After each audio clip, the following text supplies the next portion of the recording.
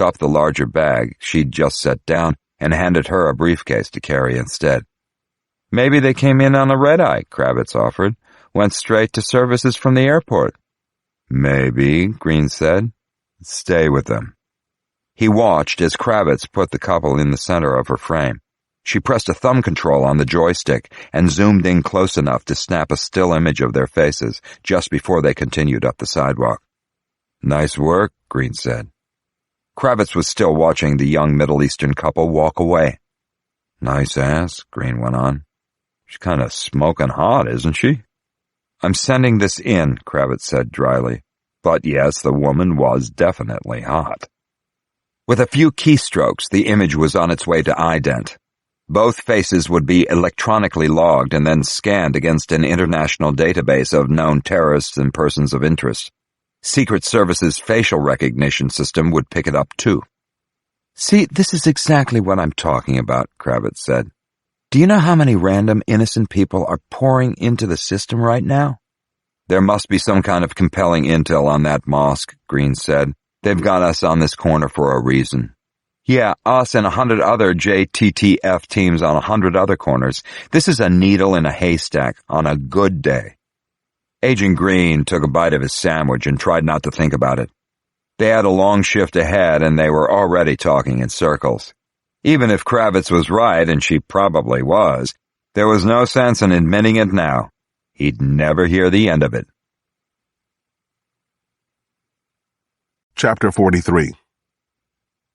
After our early morning meeting at CIA headquarters, Ned Mahoney and I were both detailed straight over to the FBI's Counterterrorism Division, also in Langley. It's housed in a secure building called Liberty Crossing, or LX-1 for short. The command center was a cavernous space with the soft lighting of a movie theater, but the volume was more like the floor of the New York Stock Exchange, and the tension was sky high. Thousands of personnel had been dispatched to locations all over the city, and reps from every major agency had been assigned to this room, like me. Each area was marked with quickly made signs taped to the front of the desks.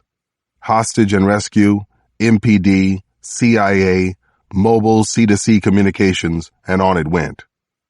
Beyond the rail yard incident itself, we had a whole new element to deal with this morning. As of 5 a.m., Homeland Security had raised the terror-level threat for Washington's mass transit system from orange to red. All subway service, bus routes, and commuter trains were suspended until further notice. This was only the second time any sector had gone red since they established the alert system after 9/11. There was no soft-selling it to the locals anymore. Reports were steadily coming in that people were starting to flee the city in noticeable numbers. The story had gone fully national, too. CNN was up on several screens around the room, covering the shootings and transit shutdown to the exclusion of everything else. They had a live helicopter shot of the rail yard, crawling with TV crews. You could see officers from the Explosive Ordnance Division in their bulky suits climbing in and out of the subway cars like something right out of the Hurt Locker. It was the kind of imagery news directors love and law enforcement hates. I took my seat next to Javier Christ, an MPD sergeant who worked at LX-1 full-time.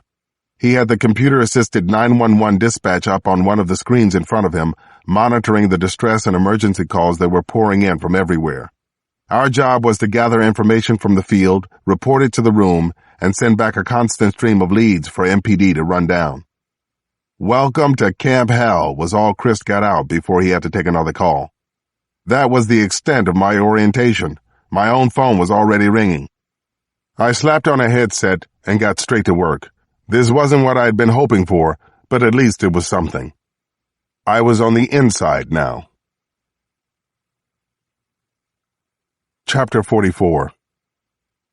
Bree Cross was reading in bed at 2 o'clock that afternoon when the doorbell started ringing, not just once, but over and over and over.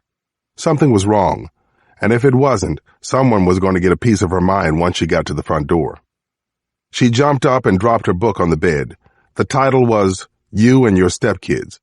She was supposed to be getting some sleep before the night shift, but this was a chance to sneak in a few chapters while no one was looking, especially Alex, who would be sweet enough about the book, but would be unable to stop at least one snorting laugh. "I'm coming," Bree yelled from the stairs. The bell was still going. She could see 2 shadows on the other side of the front door's frosted glass. one of them a good head taller than the other. Now what? When she flipped the deadbolt and threw open the door, Nana was standing there. Next to her was a man Bree had never seen before. The man had his arm around Nana's middle, and she was holding a red-stained handkerchief up to her forehead. Her left knee was dripping with blood as well. "Oh my God, what happened?" "My key was in my purse," Nana said, and her purse was nowhere in sight. "Some punk knocked her down," the man said. He had bloodstains on the sleeve of his khaki jacket. "I didn't get there in time to see anything, I'm sorry." "Thank you so much," Nana said, as he handed her off to Bree's care. "A real gentleman, and you will absolutely be sending the cleaning bill to this address." As soon as the man had gone, though, her face fell into a grimace. Bree eased her down onto the old caned chair in the hall for a better look. The cut on her forehead wasn't deep, but the knee was badly abraded. "God damn it! Who would do something like this?" Bree said. "There's no need for language. I'll be fine," Nana told her. "I'll live." Sorry, just stay right there." Bree raced to the bathroom for a first aid kit and a couple of washcloths. She was silently fuming the whole time. Her head felt like it was burning up, and her chest too. "I'm gonna kill someone. I swear to God I'm gonna commit murder today." Back out in the hall again, she put on a calm face. Then she knelt down gently and pushed Nana's hair away to clean the wound. "What happened, Regina? Tell me." "Well," Nana took a deep breath. "I was walking back from the pharmacy up on Pennsylvania. It was across from United Methodist, right there in the middle of Seward Square. Maybe I should have gone around the long way, I don't know." Bree stopped with the washcloth in midair. "Don't you dare blame yourself for this. Since when is Seward Square dangerous in the middle of the day?" "Since about 15 minutes ago," Nana said, half joking, but also on the verge of tears. She looked down at the blood-stained handkerchief in her hand. 70 years in this city, and I've never been mugged. Good Lord, I'm getting old." It made Bree want to cry herself. This damned neighborhood, this city, what was it doing to people? She quietly finished up the first aid and walked Nana over to the living room couch to rest. Then, just as quietly, she slipped back upstairs and took the Glock 19 out of the lockbox in her closet. When she came down, Nana was sitting and staring out the front window toward 5th Street. An issue of O, the Oprah magazine, sat unopened on her lap. "I'm going to run out for a minute," Bree told her. "You need anything right now?"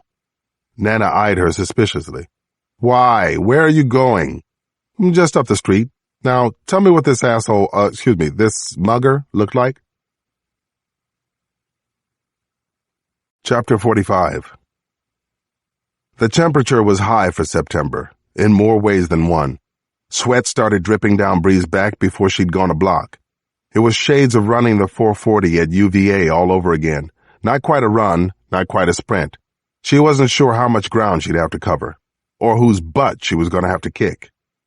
At the south side of Seward Square, she stopped to catch a breath and look around. This was most likely a wild goose chase, but she was too pissed to just sit home and file a police report like somebody else might do, somebody sane. And then, well, I'll be damned. There was the mugger, squatting in the shade of an old cherry tree in the middle of the square. Didn't even have the sense to make herself scarce. This had to be her. Nana had been pretty specific. Red Hollister hoodie, brown denim shorts to the knees, dirty white ball cap, and a pair of ridiculous-looking white plastic shades that were way too big to be anything but stolen. Way to blend in, girlie. She looked all kinds of stupid, but the girl did know enough to leap up and bolt as soon as she saw Bree, who was clearly on a mission. She sprang away on a pair of long, skinny legs, going straight up Pennsylvania in the direction of the hill. She was quick, too, but she had probably never ran NCAA track, had she? Once Bree had her on a straightaway, it took less than half a block to close the gap to an arm's reach. She nabbed the girl by the hood and practically yanked her off her feet as they came to a stop at near collision. The little thief didn't weigh anything inside those baggy clothes, and her height was deceptive. Up close, she looked even younger than Janny. She was maybe 12 years old, could be 13.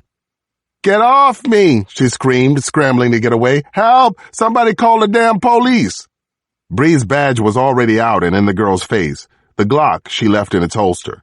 "I am the damn police, little girl. Now turn around. You knocked down the wrong grandmother." She put the girl up against the wall of a corner Exxon and gave her the full treatment. There was nothing down her sides, nothing in the hoodie's pouch when she squeezed it, but then she felt something in the front right pocket of the shorts. Is that a credit card? Yeah, said the girl over her shoulder. My mama's card, okay? We done here? Bree stepped back, but not more than arm's length. Show me, she said. Bite me, the girl snapped. I don't gotta. You know what? Screw it. She grabbed the young suspect by the arm and reached into the pocket herself. So much for the Fourth Amendment. It was too hot for this nonsense. Sure enough, she pulled out a sweaty wad of 320s and a familiar-looking Visa card. The name embossed across the front was Regina Cross. Your mama's, huh? All right. The girl didn't miss a beat. Some kid down the street gave it to me. I swear to Jesus, our Lord and Savior. Right over there. She pointed back toward the square. Bree didn't take the bait. Let's go, she said, and started walking. The mouthy little con artist didn't have any choice but to move her feet and keep up. What are you doing? Where are we going? She said. You can't arrest me. I'm just a damn kid. I'm not arresting you, Bree said. You're going to show me where you dropped that purse. Then you're coming down the street to apologize for what you did. And I suggest you watch your mouth when you do. Chapter 46. Nana got up off the couch as Bree came in with their mugger in tow. She seemed to want to make a point of meeting them in the front hall on her own 2 feet. Oh, now, see that? She said, looking the girl up and down. I'm a little embarrassed. I told my granddaughter-in-law here that you were something scary. She pointed a crooked finger at the dusty ball cap on the girl's head. And you need to take that off inside the house. It's only polite. The girl squinted back. You're joking, right? She said, but Bree snatched the hat off for her. The hair underneath looked like baby dreads at first, but it wasn't quite that. It was regular braids that had been chopped off at some point, maybe to look more like a boy out on the streets, Bree thought. In the close quarters of the front hall, it was obvious this one hadn't known a shower in a long time either. What's your name? Nana asked. The girl thrust the tan leather purse out at her. I'm sorry, okay? She said, not sounding very sorry at all. Nana let the bag hang there between them. I didn't ask if you were sorry. I asked what your name was. Ava, she grunted out. Then she set the purse on the newel post and looked at Bree. I said I was sorry, didn't I? Can I go now? But Nana wasn't done. She still had the floor. Tell me something, Ava, and that's a beautiful name, by the way. What was the first thing you were going to buy with my money? Huh? Huh is not a word. What I want you to tell me is why you needed to take my purse. I got knocked down for it. I think I deserve to know why. Bree was almost starting to feel sorry for the girl now. Ava's face was like a stone mask, but one tear had escaped down each cheek. She scrubbed them off with her sleeve right away. I don't know, she finally said. Well, if you don't know, then you can't go, Nana told her. The girl's jaw dropped open. Say what? That's what I used to tell my students, Nana said. I was a teacher, see, about 100 years ago, maybe more than that. It seems to me you need some time to come up with a better answer. The tears were coming faster now. I never done anything like this before, Ava blurted, I swear. That much I can believe. She was just hanging out in the square when I found her, Bree said. Nana turned away from both of them and headed toward the kitchen. Come on, Ava. I'm going to make some tea with milk, and from the look of you, I don't suppose you'd mind a sandwich. Ava didn't move, but Bree noticed she wasn't angling for the front door anymore either. I don't drink tea, she said sullenly. You do if I make it, Nana said, and she had disappeared on the other side of the swinging kitchen door. Chapter 47. If Bree hadn't called to give me the lowdown, I would have been caught completely off guard. Apparently, Nana had taken in a stray that afternoon, and the girl was still there when I got home after a long day of bureaucratic nonsense. I could hear everyone talking and laughing as I came onto the back porch, but they all went still when I stepped into the kitchen. It was like something out of an old Wild West movie. Janny and Ali were at the table with the other girl, whose name was Ava. The kids all had plates of lasagna in front of them, but Ava was the only one eating right now. In the silence, I could hear the dryer running down